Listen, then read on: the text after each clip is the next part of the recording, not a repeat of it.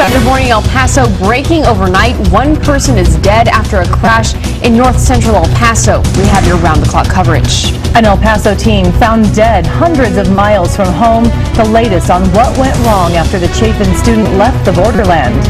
And the people of Tornillo eagerly waiting for water to return. 3,000 waiting for a pump to be fixed. Live, where news comes first. From the Mesilla Valley and Las Cruces to El Paso and the borderland. This is ABC7's Good Morning El Paso. Rise and shine and good morning. I'm Stephanie Valle. And I'm Floren. Good morning, everyone. We'll get to your weather coming up in just a moment, but first we want to get right to our round-the-clock coverage. Right, police are on the scene of a deadly crash right now in north central El Paso. This is at Hayes and Gateway South. It may be affecting traffic this morning. Let's get right to round-the-clock reporter Denise Olivas, who is live on the scene where she has been all morning. Denise, what can you tell us? Good morning, Stephanie and Hillary. Not too many new details coming out of this wreck here in north central El Paso, but police have confirmed that one person was killed early this morning, just about before 4 o'clock this morning. Again, this wreck is causing some traffic already. We're already seeing those drivers being diverted off of Gateway South. We'll get to that information in just a bit, but again, police confirming one person killed out here at the scene. Now let's get to that video from when our photographer arrived here to the scene. Police dispatch did tell me that a truck flipped over, and from what we saw out here, it crashed into a fence that surrounds some Fort Bliss property. Right now, again, still some very limited information coming from police. We don't know if speed or alcohol were factors in this wreck. Traffic investigators are out here, and it could take several hours to clear the scene. They did show up between 4 and 5 in the mornings, and typically they do stay for several hours, so definitely this will create an impact. And now giving you a live look, you can see here at Gateway South in Hayes, this police officer trying to direct the vehicles to turn right onto Hayes. So definitely we're starting to see more and more cars throughout the morning. So if you are headed in this direction and you do have to go through Gateway South, you're going to make a right on Hayes. Hayes will take you to Dyer, and then on Dyer you can make a left, and that'll take you back to US 54. For now, we're live in north central El Paso. Denise Olivas, ABC7. Thanks so much, Denise. And let's take a live look at traffic right now and show you our different TxDOT traffic cams. We can't get too close to the accident because of the positioning of the cameras, but this is a live look at US 54 in Van Buren, where you can see the emergency lights there.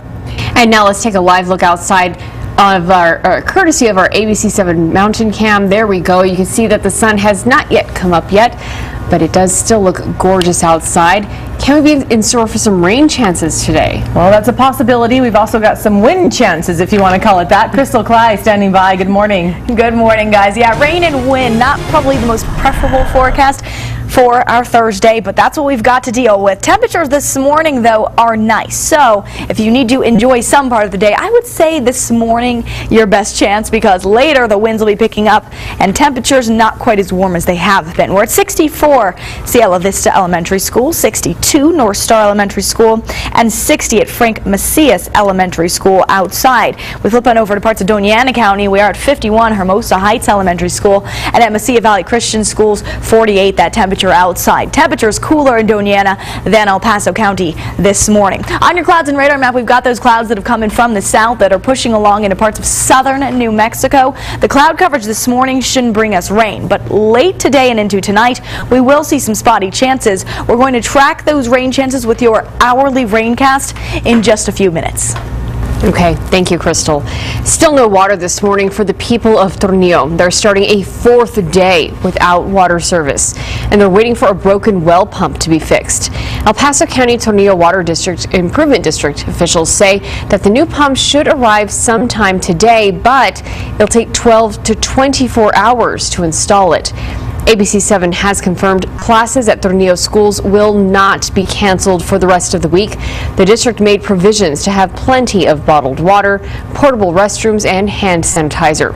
Sack lunches will be prepared at San Elizario schools. The Red Cross is providing 5 gallons of drinking water per household every day. And now for the few households that do have running water, it must be boiled before being consumed. We will, of course, keep you updated on the status of that new water well pump. A 1-year-old child is clinging to life this morning after nearly drowning in the family pool. It happened just before 7 o'clock last night on the 10,400 block of Valle on the east side. Police and emergency crews were called out after the child fell in. The child was rushed to the hospital in critical condition. Police have not released any other details. And grief counselors will be at Chapin High School today to help students and staff deal with the death of a student there. The El Paso School District tells ABC7 18-year-old Edgar, a senior, was found dead in Colorado yesterday. Vargas disappeared last week after telling his family he was traveling to a friend's prom near Durango. His wrecked truck was found at the bottom of a canyon below a curvy mountain road near Ouray, Colorado. According to KKCO, Vargas's body was pulled from the canyon near Red Mountain Pass. Authorities have been searching for him since Friday. An autopsy is pending, but authorities say they believe it was an accident.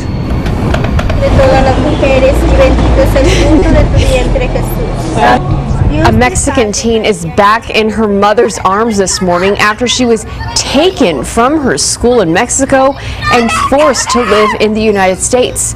This is video of 14-year-old Alondra Luna Nunez. It drew international attention last week after federal police took her and sent her to live with a woman in Houston. Now, the woman claimed Alondra was her daughter and had been illegally taken to Mexico by her father years ago. Alondra's family insisted authorities were mistaken, but their pleas were ignored.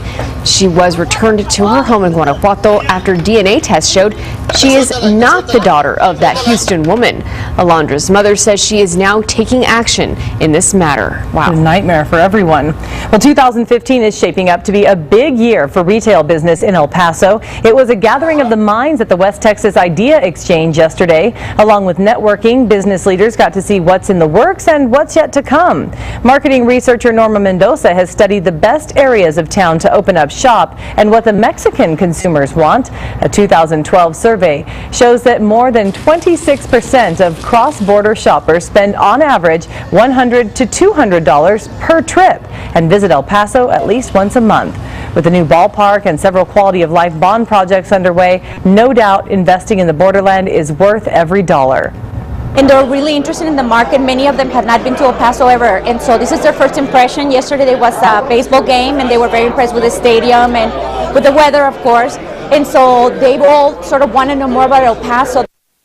And Mendoza adds that the best bet right now to open up shop is still on the far east side, but she says in 3 to 5 years the area will saturate and people will start coming back to the west side. And Hillary, speaking of bringing businesses and tourists to the border, the city of Juarez is starting up a new PR campaign called Juarez is Waiting for You. Our sister city was once known as the murder capital of the world when the city averaged 8.5 killings a day back in 2010.